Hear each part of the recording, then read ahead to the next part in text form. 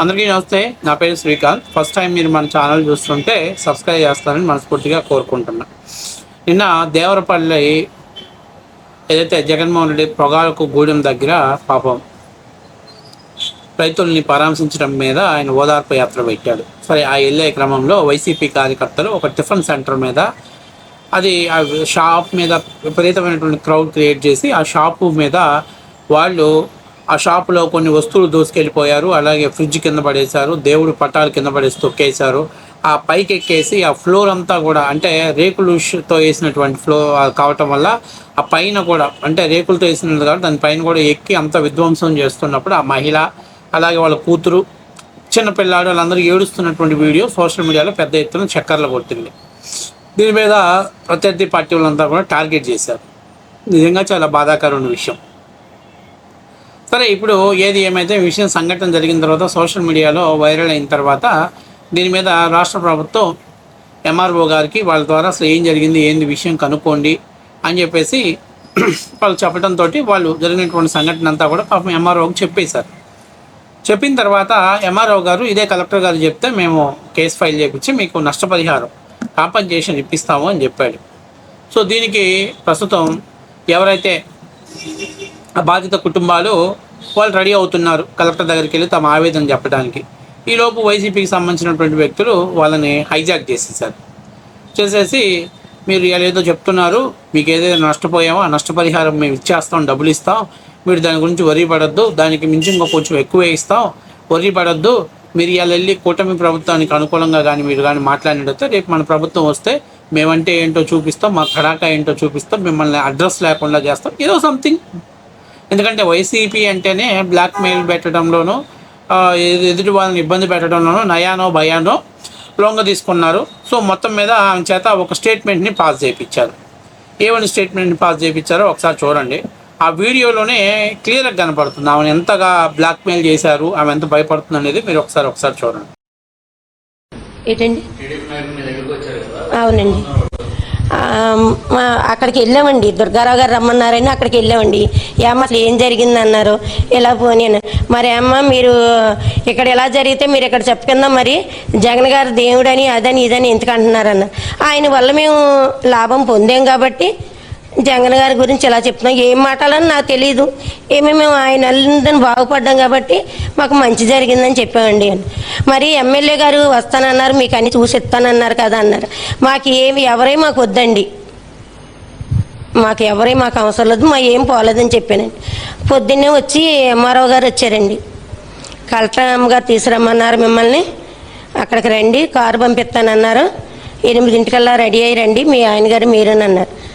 నేనేం మాట్లాడలేదు. దుర్గారావు గారి దగ్గరికి వచ్చి ఇలాగని చెప్పాను. అంటే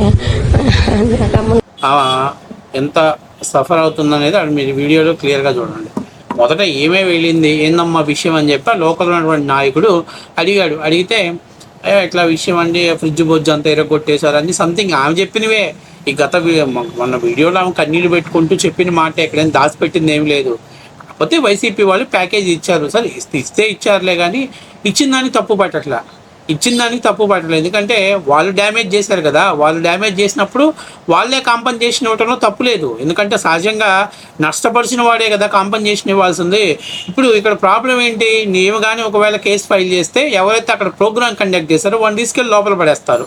అందుకని చెప్పేసి వాళ్ళు భయపడిపోయి సరే అమ్మా నీకు ఒక 50-60 వేలు నష్టం వచ్చిందని నేను 1 లక్ష 2 లక్షలు ఇస్తాలేమ్మా, మీరు హ్యాపీగా ఉండండి, ఎందుకు ఇవన్నీ తలకాయ చెప్పులు మీకు అదిదని చెప్పేసి చెప్పుంటారు.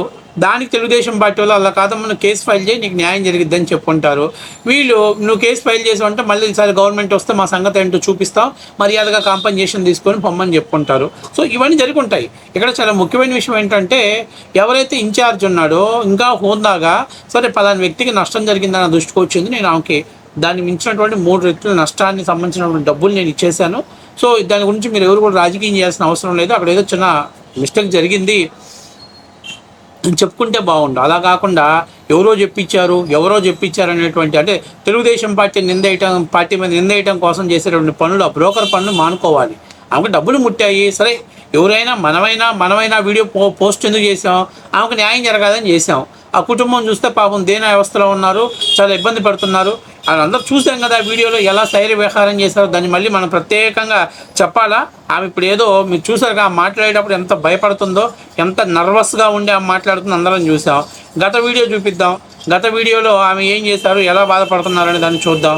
ఎందుకంటే ఇక్కడ చాలా ముఖ్యమైన విషయం ఏంటంటే బాధిత కుటుంబాలకి మనం న్యాయం చేయాలని వచ్చాం, అంతేగాని దీని మీద రాజకీయం చేయాల్సినంత అవసరం లేదు. వైఎస్ఆర్సీపీ పార్టీ వాళ్ళకి ప్రతిదీ రాజకీయం చేయడం అలవాటు, రాజకీయం ద్వారా లబ్ధి పొందడం వాళ్ళకి అలవాటు.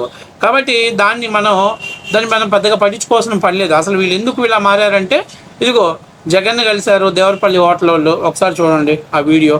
ఆయన కలిశారు, సరే ఏదో ఆయనకు వీరాభిమానం మరి ఇతర కారణాలు ఉండొచ్చు, కలిసి ఉండొచ్చు, ప్రేమగా మాట్లాడి ఉండొచ్చు, దానికి సంబంధించినటువంటి వాళ్ళు నష్టపోయినటువంటి దానికి కాంపన్సేషన్ చెల్లిస్తామని చెప్పి ఉండొచ్చు.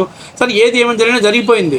సో వాళ్ళ కాంపన్సేషన్ చెల్లించిన దానికి మెప్పుకోవట్లేదు, దాన్ని బాధపడలేదు. కానీ వాళ్ళని అంత భయభ్రాంతులకు గురి చేసి అక్కడ ఏమీ జరగలేదని చెప్పించాల్సిన అవసరం లేదు.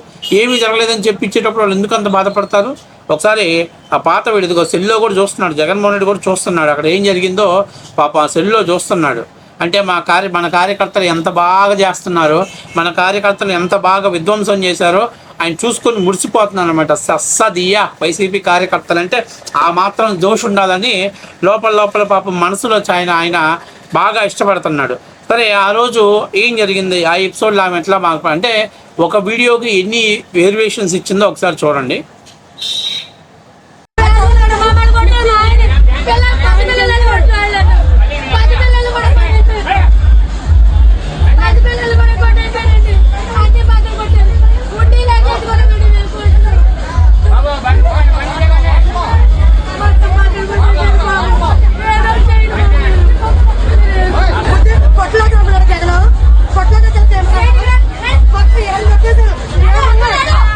ఇక్కడ ఎవరూ దాచిపెట్టింది లేదు.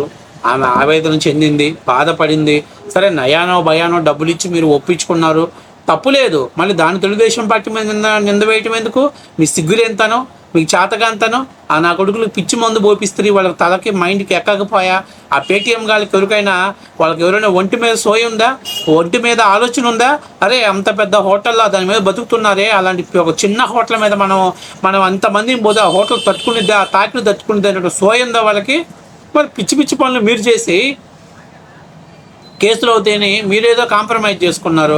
ఇక్కడ ఎంఆర్ఓ, తహసీల్దారు వీళ్ళందరూ కూడా కొద్దిగా అలసత్వం వహించారు. అందువల్ల ఈలోపు వాళ్ళు ఇవ్వాల్సినటువంటిది ఇచ్చి చేయాల్సినటువంటి ప్యాకేజీని చేసుకొని తెలివిగా వాళ్ళు కాంప్రమైజ్ చేసుకున్నారు. సరే ఏది ఏమైతే అయిందిలే, బాధిత కుటుంబాలకు న్యాయం చేస్తే అంతకంటే ఏం కావాలి. కానీ కాబట్టి ఇక్కడ జరిగిందనేది వాస్తవం, ఎక్కడ దాచిపెట్టింది ఏం లేదు. ఇంకా ఇందులో చాలా ముఖ్యమైన విషయం ఏంటంటే దీన్ని ఎక్కువగా సాగదీస్తే ఆ దేవుడి పటాలు ఏవో దెబ్బతిన్నాయి, అవన్నీ హిందూ మా కాడకు తొక్కారు, అవన్నీ కూడా ఇప్పుడు బయటకు వచ్చినంటే అసలే మన వైకాపాకి అంతంత మాత్రం ఉంది గ్రాఫ్.